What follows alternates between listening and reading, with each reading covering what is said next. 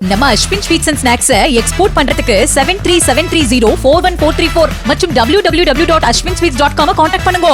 காவிரி கூட்டு குடிநீர் திட்டத்தின் மூலம் விநியோகிக்கப்பட்டு வந்த குடிநீர் கடந்த 5 ஆண்டுகளாக நிறுத்தப்பட்டுள்ளதால் சிவகங்கை மாவட்டம் மேலமருங்கூர் பஞ்சாயத்திற்கு உட்பட்ட 10க்கும் மேற்பட்ட கிராமங்களில் கடுமையான குடிநீர் தட்டுப்பாடு ஏற்பட்டுள்ளதாக மக்கள் வேதனை தெரிவித்துள்ளனர். ஆழ்துளை கிணறுகளில் உள்ள நீரும் உவர்ப்பாக மாறியிருப்பதால் தனியார் தண்ணீர் லாரிகளில் ஒரு குடம் தண்ணீர் 12 ரூபாய்க்கு வாங்கி பயன்படுத்தி வருவதாகவும் கூறியுள்ளனர்.